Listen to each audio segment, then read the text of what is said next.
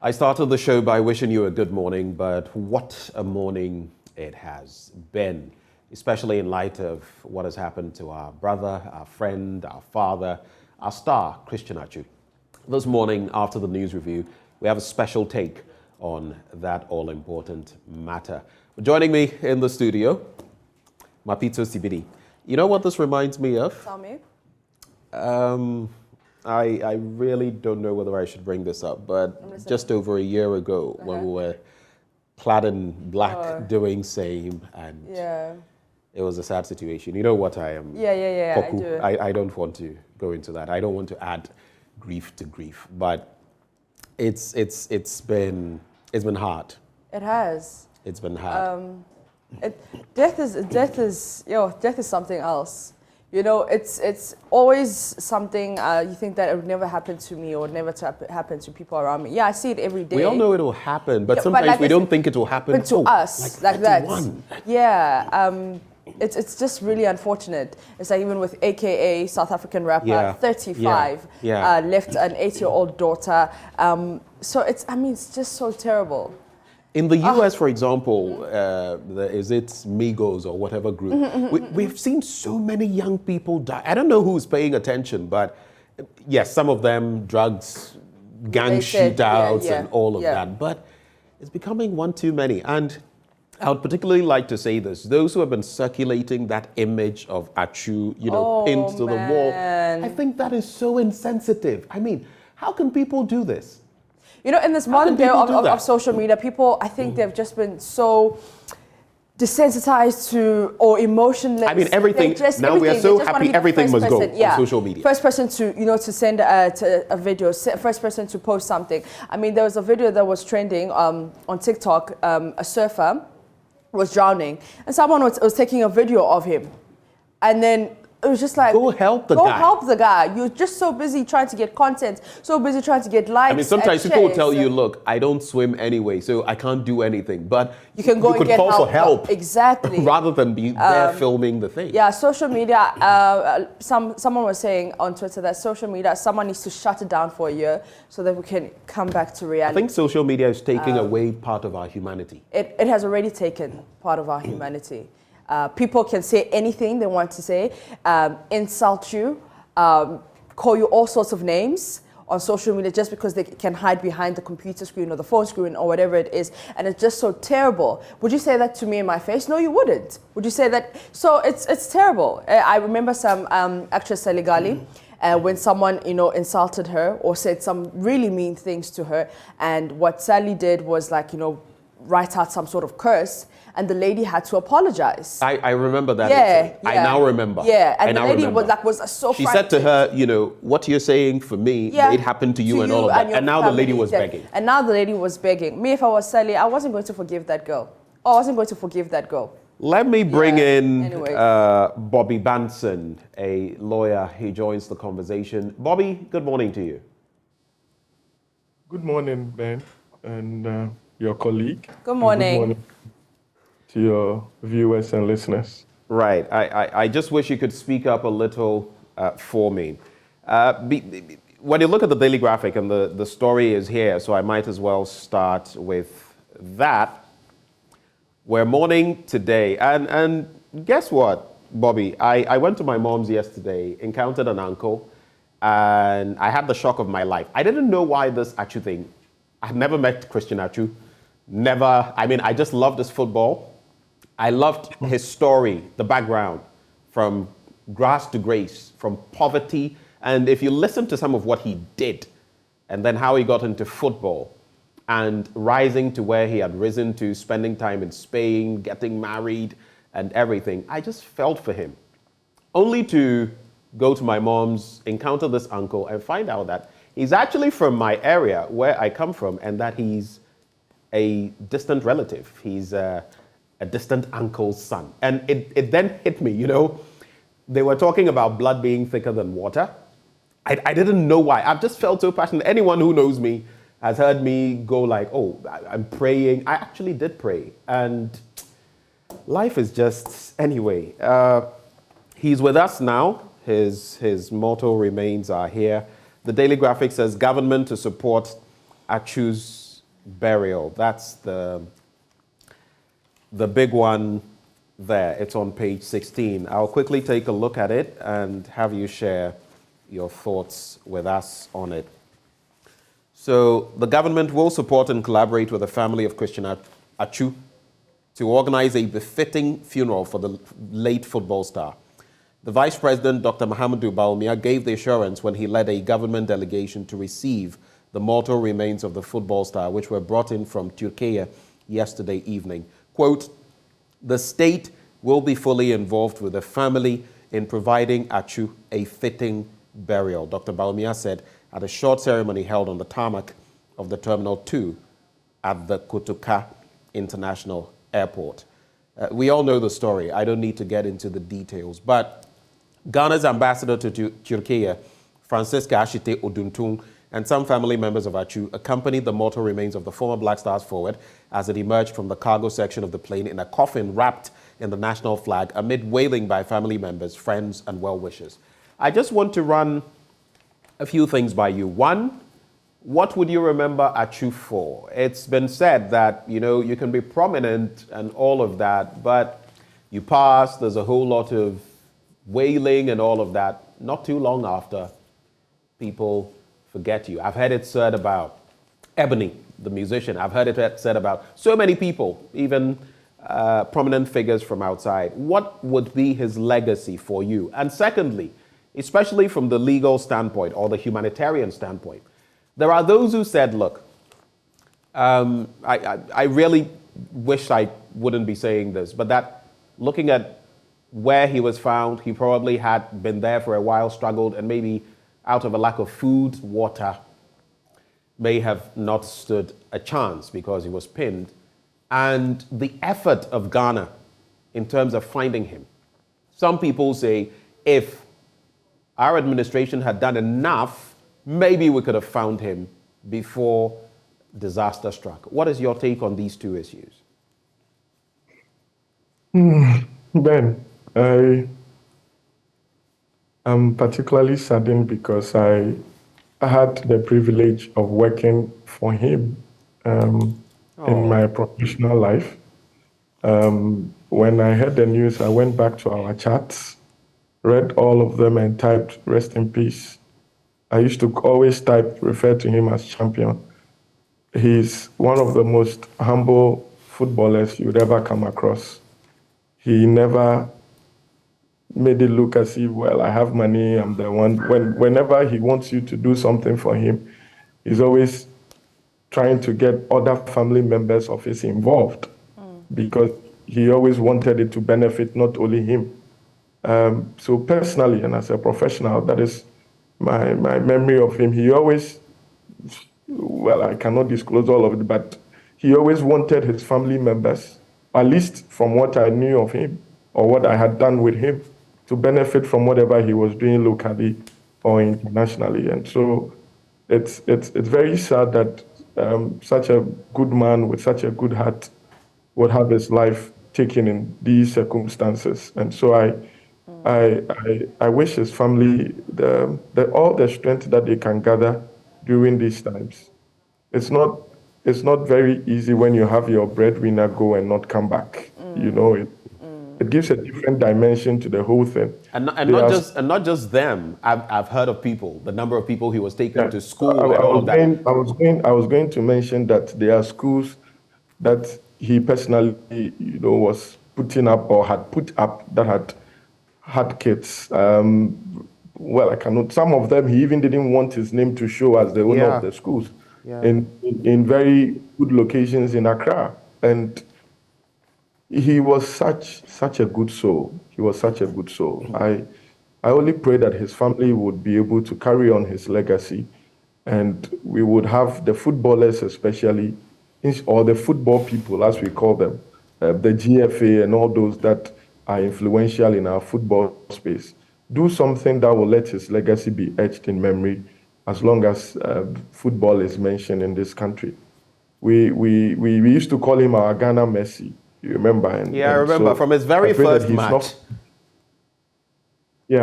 He's not forgotten by the football people. And even if it's a tournament a part of a stand in a stadium, something that is done to let us remember not him not only as a footballer, but also as a human being and the kind of good works that he did. I remember, But, the likes of Mark Vivian Foe, the Cameroonian striker, and what happened to him. I don't know what Cameroon has done for him, but I think sometimes we're so quick to forget. Look at the BBC, how they've immortalized Komla Dumo. I don't know what we can do, but I think we should find a way of doing it, especially in the football fraternity for Christian Atsu. Something else that breaks my heart that I should really put out there. I hear in that encounter, I think it was Gary Smith who was having the conversation, that he had wanted Mapitso to leave Turkey shortly. He wanted to go to Dubai. Mm-hmm. And in fact, the dawn that the thing happened, the night before, he had a flight at 11 p.m. Which he cancelled. Which he cancelled. Yeah. And the earthquake struck at 4 a.m. You see the thing? Life, you know, right now, life is just... Well, also, when it's your time, it's your time. Honestly, there's nothing you can do about it. Honestly. Done. Yeah. When it's your time, it's your time. Can you imagine? He had a flight at 11 p.m. Cancelled it. Cancelled it because he wanted to celebrate with his teammates his first goal. Scored the goal, the match-winning goal. Yeah. Came on as a sub. Mm-hmm. And wow. Unfortunately, that happened. I mean, this was the 96th minute. Mm-hmm. Last gasp goal. And, you know, life, that's why sometimes I say, look, you know, sometimes you raise your shoulders. Who are you? Because in the end, Charlie, someday, a little something can take you out. This guy, he was celebrating. I don't think if anyone had told him, you know what, you will not be among the living in the next how many hours or days. Yeah. I don't think he would have felt, you know, I mean, wait, what are you saying? Just a short while before, celebrating a goal, stunning free kick, match-winning goal. What a way to bow out. What a way to bow out. What a fantastic way to bow out. And this was his last. Bobby, I don't know whether you have any further comments, but I think we should move on before I cry on air. Bobby, anything else to shed before we move on?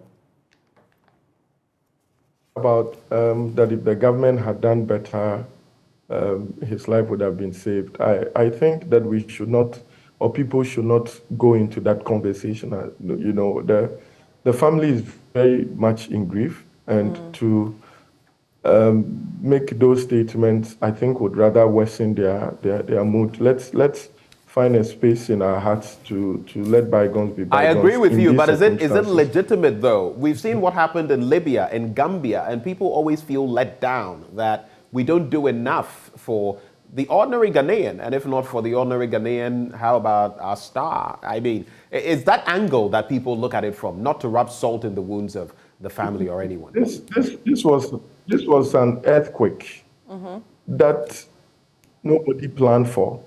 It happened in 45 seconds. I am sure there may have been hundreds of nationalities or persons from different nationalities that have passed because of this. Imagine each country says, I am bringing my own equipment to look for my citizen. The chaos that would have happened. There are international protocols or laws that govern such things. I don't think that the government of Turkey would have said, oh, we are ignoring foreign nationals in the search and looking for only citizens. I think that this is a very completely different situation from what had happened in Libya, from what had happened in Gambia, which would not be classified as a natural disaster. This is a natural disaster. We have had natural disasters in this country where foreigners have been involved and they've passed. These are things that you cannot plan. And so I think that it would be unfair for people to blame the government that they had been inactive. What were they expecting the government to do? What kind of pressure could the government have put on the Turkish government to look for Christian Atsu alone?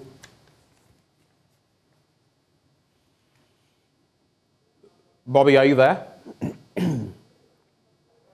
Well, I think the connection to Bobby is But I don't know whether you get the angle that some of these people are coming from in terms of the search, because we knew the building in which he had been. And so in terms of the search, but it is indeed a complicated affair. It's not that simple. We're trying to save as many people as possible. Exactly. We also can't focus on one person. Yeah. You understand? Yeah. So it's also like the thing that, okay, if we focus on this one person, how many other families? So there are 5 other families that are going to suffer. So it's a 50-50 thing. We're being emotional about it, but we also should be very logical about it. That's the reality. Yeah, we should be very logical about it. How many people can we actually save? And I mean, if you're following the reports, they're saying that like where he was, the building, it was like very hard to I get think through. 9th floor. Yeah, get through to some of the people or some of the survivors or some of the victims. So we also had to, they had to, spread out their resources, try to save as many people as possible. It's a sad situation, but we also have to, I think about it. we were beginning to show that BBC encounter, and he was such a cheerful soul. Yeah. Such a down-to-earth, cheerful soul, and then the BBC gets to him.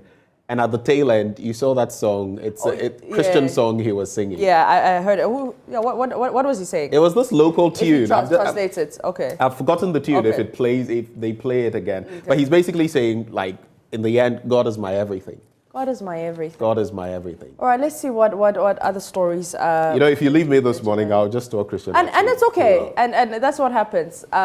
It's very important when you're grieving to speak about it. And I don't even want to go into it. But let's see if we can do Let me just bring you some other headlines. Yeah. GRA SML Ghana collaboration, 3 billion Ghana cedis saved since 2020.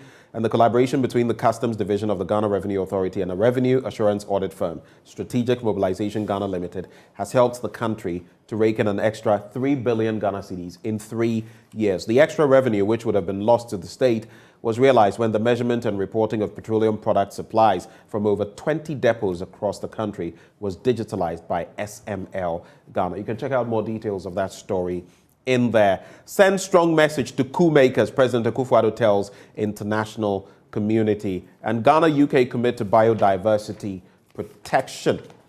On the international front, Africa left in lurch by global finance. That's according to the UN chief, Antonio Guterres, who has described the global financial system as, quote, dysfunctional and unfair, and is, quote, failing developing countries. In a stinging rebuke, he said that countries were being left in the lurch as they were denied debt relief and being charged extortionate interest rates. And that I totally agree with. But how do we resolve the situation?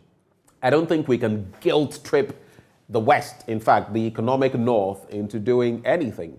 The G7, G20 countries, well, G20 expanded because even South Africa is in there, but the G7 countries and those ones that are lending money to all these countries, I think Ghana's exposure, Mapitso, to China, for example, is about $6 billion.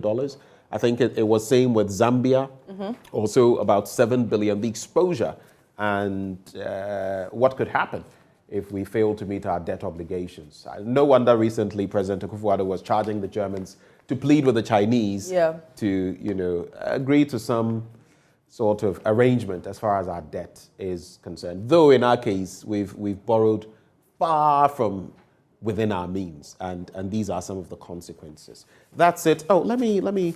South Africa Electricity Company steps up power cuts. What have you been hearing in that respect from family back home? Listen, it's terrible. From 8 o'clock to like 8 p.m. to like 5 a.m. lights are off. I was speaking to a friend of mine who said, is this load shedding? So you know that from this time it's going off. Yeah, but now here's the thing, right? During the weekend, they have to have a schedule. But they don't really follow that. There's no real schedule. There's no real schedule. So my friend was saying that from Friday, his lights have been off. And then it only came back on Sunday evening. So you can imagine, and a lot of businesses, especially small businesses, are shutting down because of this. So you can imagine when they actually... It will happen. When we had Doomso here, you saw the consequences. The consequences. So when they finally fix whatever problem it is, the corruption, the terrible infrastructure, what is going to happen? People will be unemployed. We already have such a huge unemployment rate in South Africa. So imagine what is going to happen in the next 5 years because of this, electricity problem. And this may be, it's not a subject that we like to discuss, though some people have used it as a reason. Some of the xenophobic attacks. people have premised it on, oh, these other nationals come into our country and they do jobs, barbering and stuff, but these are jobs that most South Africans don't even want to get into. But they have used that as a rationale. So if this stokes more unemployment, it could stoke more trouble and more as far as attacks. More and it's also, okay, it's a 50-50 thing, right? It's also like, okay, so Benjamin will come from Ghana because Benjamin is so desperate for work. Instead of, you know, maybe let's say the minimum. Yeah, I knew you'd go there. The minimum he would take far less. Yeah, he'll take far less. And because I'm South African and I know how much I'm supposed to pay and I know my rights, I'm going to fight for what is mine type of thing. And I'm not condoning xenophobic attacks. A lot of people, when there's xenophobic these are the real life dynamics. This is what's happening. Yeah, a lot of people were saying that when the xenophobic attacks were happening in South Africa, they were like, "Look at you, you're having such a great time in Ghana and stuff like that." And I appreciate you guys so much for welcoming me into your beautiful country. But let's go to the Daily Guide, and the big story there is Atsu's body arrives. But there's also another painful story there. KNUST student falls to death from the 3rd floor. We'll take a look at that story. Bamia steals show at Kwewu, and we also have take action against African coups. That's according to President Akufo-Addo. And 40,000 tons of oil dock at Tema, page 6 is there. But let's go to that story. What page is it on? Page 6. The KNUST student falling to his death. A level 200 male student of the Kwame Nkrumah University Science and Technology in Kumasi has fallen from a tall building to his death. The now deceased student allegedly tried jumping from his room balcony on the 3rd floor of the Ultimate Hostel, but he unfortunately slipped and fell.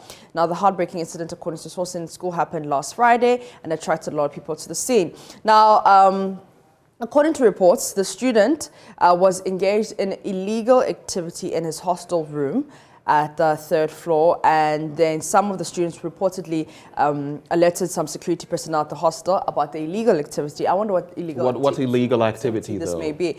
So the security agents rushed into his room. They tried to knock. So in a bid to escape, trying to escape, he fell to his death.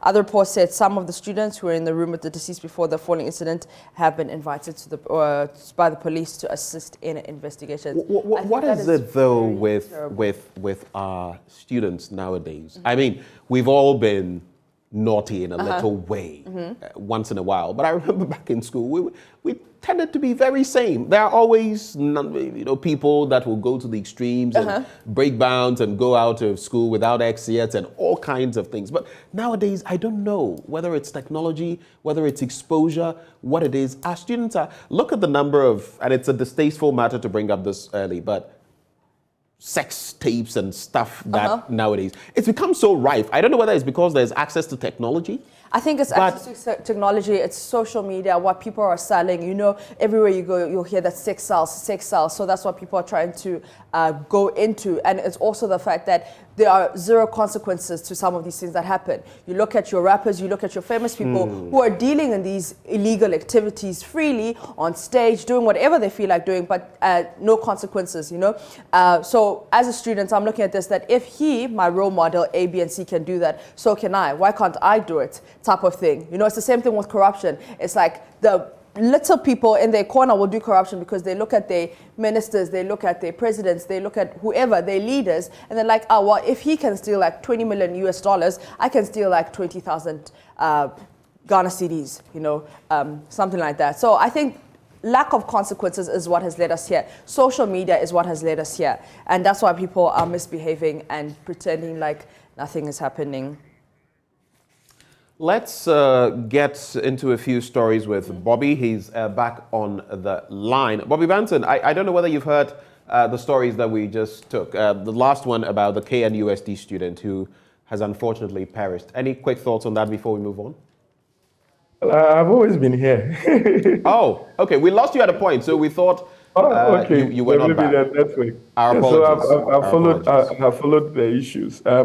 Well, it's a sad thing. I don't think this is the first time we've had students die under those circumstances or such circumstances on campus.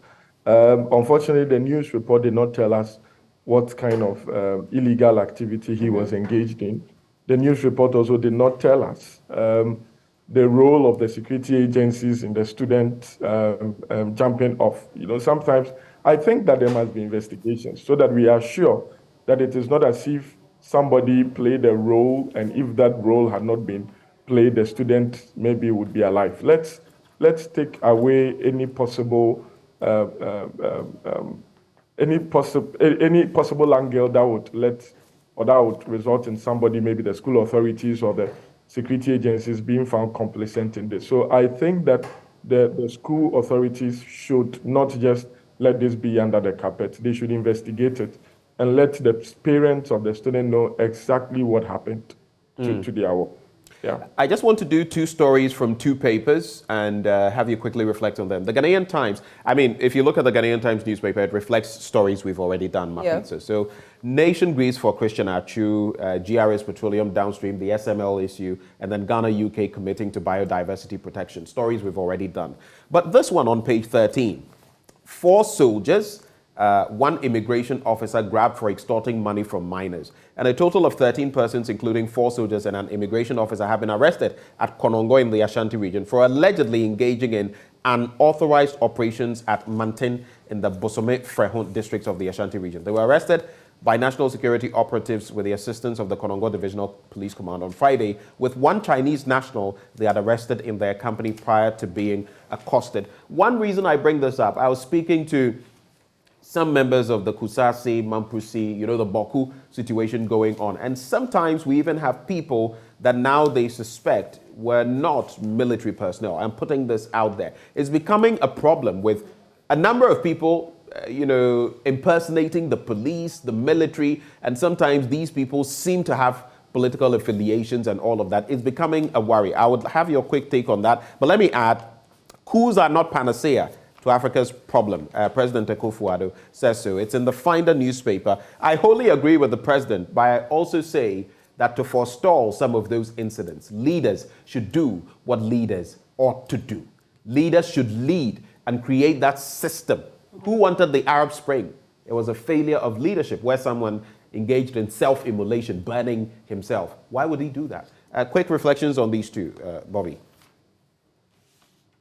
Well, with the security issue, I always say that the problem is that nobody really knows what happens to these people after the initial public or newspaper news on it. So, for example, we've had these people arrested, and that's all. We don't hear anything. We don't know what happens to them. There's no public disclosure of how they ended up there. Sometimes they even go in military or police uniforms and perhaps gadgets that would make the ordinary person suggest or think that they are actually people of the security services. And when they are arrested, we don't hear anything. And so people think that, it will happen again. We can have it done again. So I'm hoping that the national security would hand them over to the appropriate state agencies. They will do thorough investigations, put them on trial, and let the public know what happens to these people who impersonate the security agencies. That there will be no cover-ups. Yes, so that we don't say that, because of maybe political affiliation, then they've been covered up. Because, like you said, it happened across the country. I remember when, at the height of the Galamsey, the operations, there were rumors, or some people alleged, some of these Galamseys alleged that people will come there in police or military uniform, and they will find out later that they were not. They will seize their items, their gold, and then what have you. So I think that there should be a public display of what happens to these people. If they put them on a trial, let them put them on a trial. I'm even hoping that there will be a public parade, so that other persons who've been victims of the activities of these persons would also come up and say, they also attacked me, or they also came to me and claimed A, B, C, D. So that they whatever they have done, it will serve as a deterrent to any other person who is thinking of doing a similar thing. Right. Bobby, just engage us for just about another minute as we wrap with Mapito's headlines. All right, so let's go to the new Crusading Guide. We'll monitor every step. Energy Minister assures the gold for oil chain. We also have Bamia mobbed at Kwehu. We also have Stop Deceiving Akufo-Addo. River Ankroba is not clean. Those are pretty much the headlines. in the new Crusading Guide. New Crusading Benjamin. Guide. Yeah. Is there any other It's paper pretty you much, have? And then the last one is from the Custodian and Afenyo marking course for online child protection policy, and the IGP praises Edichum for reforms in education. And the last one, President Akufo-Addo urges African states to protect women. Benjamin and Bobby. Bobby, any final words as you leave us? Well, the oil for gold thing, I honestly hope they will take it to Parliament, so there will be full disclosure. I have not really looked at their legal basis for not taking it to Parliament, but if parliamentarians represent the citizenry and they are clamoring that let us see the full details, full disclosure. If they have nothing untoward, I think that they should do that. As to the coup issue, like you rightly said, there are cause and effects. Nobody supports it, but the democratically elected officers also have a responsibility to the electorate to make sure that they do not give them bases. These days, coups are not done by military, as we know, for them to take guns. The people themselves can hit the streets as long as they want to unstabilize the country and the democratically elected leaders. And so they owe a responsibility to the citizenry to make them not regret going through the democratic process. So it's a shared responsibility. All right. Thank you very much, Bobby Benson, for your thoughts and joining us this very sad morning. Very sad indeed. Yeah. And but man proposes, God disposes. So definitely. I think it's a Chinese or Arabian proverb that says, "Man plans, God laughs." Yeah. Man plans, God laughs. laughs. It's something that has, ever since I saw it, it has stuck with me. Sometimes we plan so many things. And so I think my prayer, after you just said that, my prayer is that, God, may you never laugh at my plans because they are aligned with yours. That's deep. Yeah. So may God never... May his plans be yours so that he never has to laugh at. Yeah, so he should never laugh at my plans because they align with his plans. In the name of the Father, the Son, and the Holy Spirit. Amen. Well, the news review always brought to you by Endpoint Homeopathic Clinic. We're offering free prostate screening and free female fertility screening. You can locate us in Accra Spintex opposite the Shell signboard, Kumasi, Kronomabwe here behind the Angel Educational Complex, Takrade Anaji Estate, and Tema Community 22. In Techiman, Hanswa, and Isiama, Nzema. How to reach us? Call 0244 867 068 or 0274 234 321. Endpoint Homeopathic Clinic, the end to chronic disease, but only the beginning of the rest of the show. The sports crew, Muftau Nabila Abdullahi, will be joining us shortly after the break as we get into more. We'll bring you the latest on Christian Atsu, our fallen hero. Do stay with us on the AM Show.